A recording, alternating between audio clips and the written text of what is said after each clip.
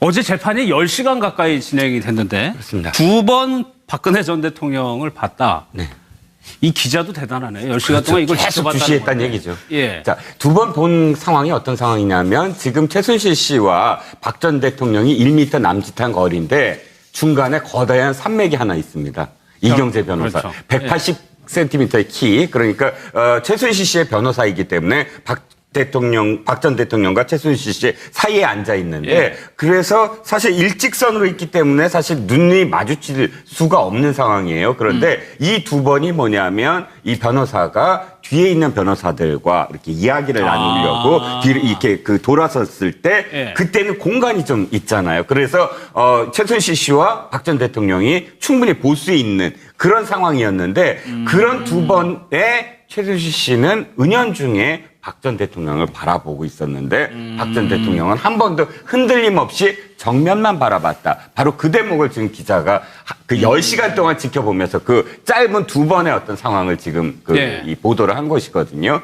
저는 박 전 대통령은 현실을 인정하지 않는 것 같아요. 그러니까 나에게 최순실 씨가 있었다라는 상황조차도 인정하기 싫다. 그걸 인정하다 보면은 관계를 인정해야 되고 관계를 인정하다 보면은 지금까지 최순실 씨한테 줬던 모든 것들 예. 그것들은 전부 다 사실은 온 국민 앞에서 인정을 하는 모양새잖아요. 예. 모양새가 그렇기 때문에 나는 인정할 수 없다 하는 그런 태도가 은연중에 한 번도 돌아보지 않게 만드는 게 아니에요. 그럴 것 같아요. 실제 옆에 누가 모르는 사람이 있어도 눈길을 주게 돼 있는데 그렇죠. 단 한 번도 쳐다보지 않았다라는 거는 의식을 하고 있다는 너무 얘기군요. 의식을 하고 있다는 거죠. 예. 그래서 정면만 바라보고 있다가 재판부가 무엇을 질문하면 재판부를 바라보는 정도. 그것도 예. 사실 하기 힘들거든요. 어떻게 고개가 딱 10시간 동안 정면만 바라보겠습니까? 물론 변호사하고 계속 상의를 하면서도 이제 고개를 돌렸지만 예. 한쪽을 아예 의식하고 안 본다는 건 굉장히 고통스러운 그런 그 행위예요. 그렇죠. 그럼에도 불구하고 그걸 한다는 건 내가 마음 먹은 것, 내가 예. 무엇인가를 마음 먹었어요. 최순실 씨와의 관계를 어떻게 해야 되겠다. 그것이 고집스럽게 지금 나타나고 있는 거죠. 예. 그러는 와중에 최순실 씨는 글쎄요. 아직까지는 박 전 대통령을 두둔하는 모습을 보였습니다. 지금까지는. 예. 그러니까 최순실 씨하고 이제 박근혜 전 대통령이 나란히 앉아서 재판받은 게 오늘까지 아마 3번째인 것 같은데요. 그 앞서 우리 이종근 실장도 말씀하셨지만 박근혜 전 대통령은 지난번에 검찰 수사 받을 때 최순실 씨에 대해서 한 말이 있습니다.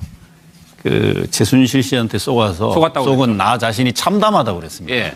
아마 그것이 아마 검찰 수사 결과가 그 밖으로 언론에 보도된 바가 있는데 그것이 아마 사실일 텐데 그렇다면 정말 보고 싶지 않을 거예요, 실제로. 그런 마음도 그대로 있다고 보고요. 그러니까 그것은 굉장히 의식을 하고 있다는 얘기인데 그 의식 속에는 최순실 씨에 대한 아마 그 여러 가지 착잡하고 복잡하면서 또 분노한 심정이 들어있는 것 같고 최순실 씨는 여전히 예. 박 전 대통령이 자기를 한 번쯤 바라봐 주기를 바라고 쳐다보고 자꾸 하면서 본인은 나 때문에 박 전 대통령이 억울하게 여기 오게 돼서 정말 자기는 그 죄인된 심정이다라고 말을 하면서도 예. 또 죄는 부인합니다. 자기 모순적인 그런 상황인데 자기 주장을 하고 싶은 거는 하면서 그리고 박 전 대통령의 눈치를 보면서 예. 그리고 자기는 무죄인 걸 또 주장하고 미안한 감정을 드러내는 그런 모습을 좀 보이는데요.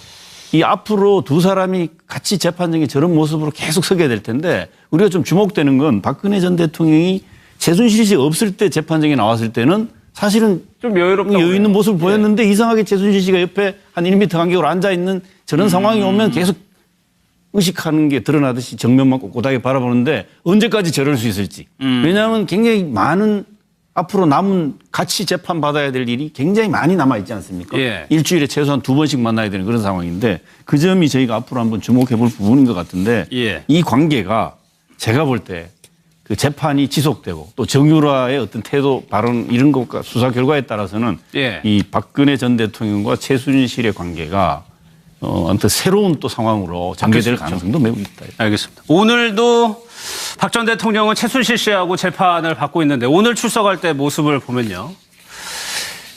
김 교수님. 뒤를 쳐다보거든요. 박근혜 전 대통령이. 내리면서 언제나 항상 앞이나 옆 왼쪽을 봤었는데 오른쪽 차 뒤편을 쳐다봤는데 왜 그랬을까요? 힘을 얻고 싶었겠죠. 예. 나이를 맞아주는 지지자들이 있는지. 왜냐하면 최근에까지는 사실은 아마 두려웠을 겁니다. 처음으로 정말 스스로 피고인이 돼서 지금 재판정에 출두하지 않습니까? 예. 새로운 상황, 대통령이랑 권력에서 언제나 많은 비서와 또 수행원들에 둘러싸였다가 지금은 완전히 호롤단신으로 이제 구치소에 있는 입장이었는데 그렇죠. 최근에 일단 지지자들이 다시 한번 뭐 이렇게 어제 왔었어요. 그렇습니다. 어제, 예. 지지자들이 왔었고 또 실제 법정에서도 어제의 경우 황강호 비서실장을 비롯한 과거의 비서진들이 왔지 않습니까? 거기서 뭐 일어서서 인사하는 모습까지 보여줬죠. 그러다 보니까 아 나를 지켜주는 사람들이 이제 또 왔는가. 사실은 뭔가 마음의 위안도 얻고 좀 더 힘을 낼 수 있는 계기를 찾기 위해서 예. 뒤편을 두리번거렸는데 사실은 보이지 않았습니다. 그런 모습을 통해서 결국은 현재 맡고 있는 박근혜 전 대통령의 마음이 어떤 것인지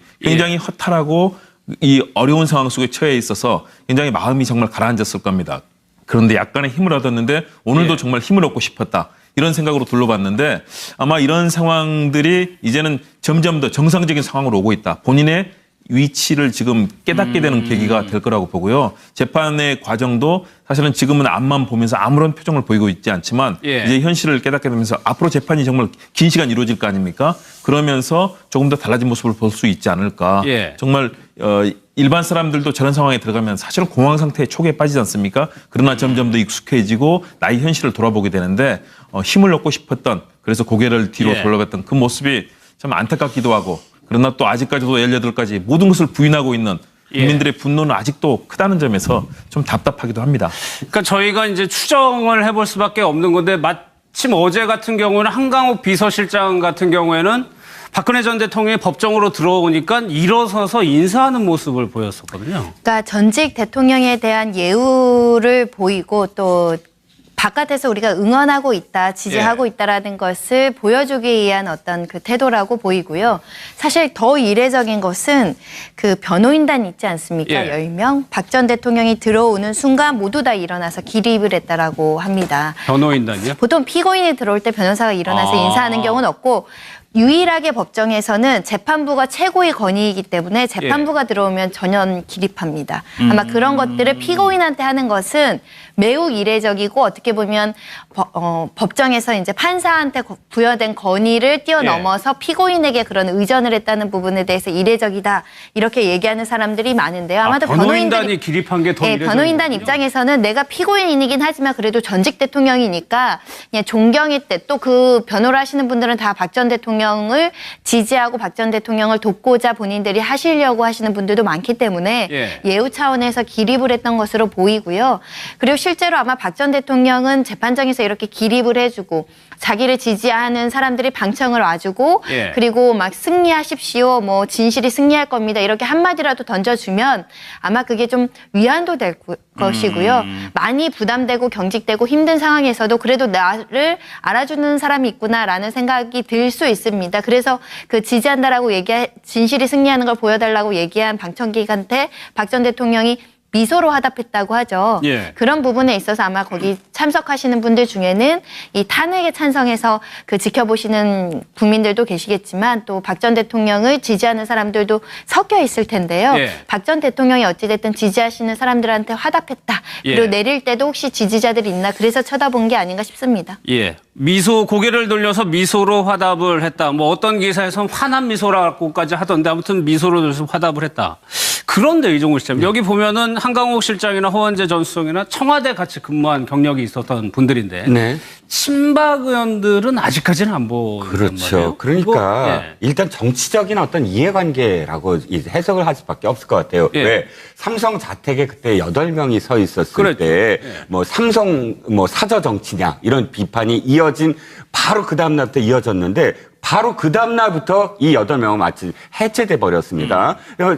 기억하실지 모르지만 그래도 서청원 의원 같은 경우는 뭐 한두 번 이렇게 집회도 나오고 했는데 아예 집회도 안 나온 의원들이 많아요. 나 최경환 의원 같은 경우 사실 그 태극기 집회 한 번도 안 나왔다고 그래서 삼성동 자택 갔을 때 태극기 그 집회하던 분들이 막 비판하고 그랬거든요. 그러면 이 8사람들은 왜 그랬느냐? 앞으로 자신이 과연 박근혜 대통령을 계속 지지하는 것이 자신의 어떤 마지막 다음의 의정활동 또는 그 후에 총선에서 어떻게 될 것인가 그걸 계산할 수밖에 없거든요. 그렇기 때문에 친박 의원들은 지금 조심할 수밖에 없고 그나마 지금 전 수석이나 비서실장 이분들은 사실 그렇게 나빠 보이지 않아요. 왜냐하면 청와대라는 조직이 어찌됐든 좀 주군을 모시는 그런 어떤 성격 아닙니까? 비서였으니까. 비서라는 것의 어떤 성격상 본다면 차라리 지금까지 안 나간 것이 나는 더 이상하다. 도리어 지금까지 지키지 못했던 부분들 검찰 출석할 때도 사실 아무도 없었잖아요.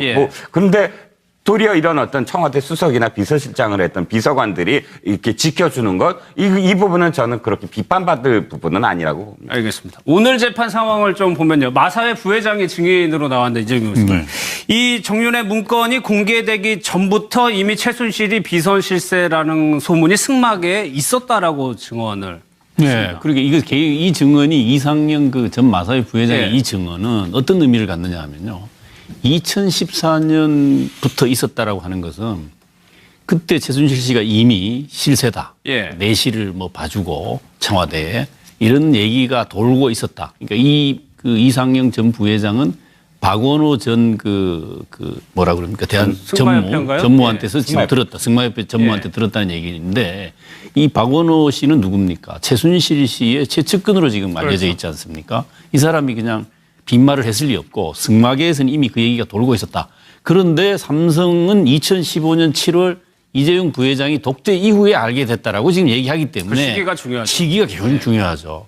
그래서 이 점은 아마 앞으로 이 상반된 증언이 법정에서 재판부가 어느 쪽을 더 믿고 신뢰할 수 있는 근거로 설명을 받느냐에 따라서 상당히 이것은 그 재판을 아마 이게 그 형을 결정짓고 범죄 사실을 확정하는 부분에 있어서 매우 중요한 아마 판가름을 줄 수 있는 그런 증언이기 때문에 우리가 이제 주목해서 보는 그런 거다 이렇게 볼 수 있습니다. 그래서 최순실 씨가 직접 뭐 이분을 뭐 신문하고 그랬던 게 오늘 펼쳐진 내용인데 손 변호사님 글쎄요. 이상영 부회장도 전해 들은 얘기란 말이에요. 박원호 전무한테 전해 들었다고 하죠. 그러니까 최순실 씨가 박원호 전무가 개인적으로 유라를 도와준 거다. 그렇게 하면서 삼성과 어떤 대가 관계라든가 부정한 청탁의 고리를 끊으려고 노력한 것으로 보이고요.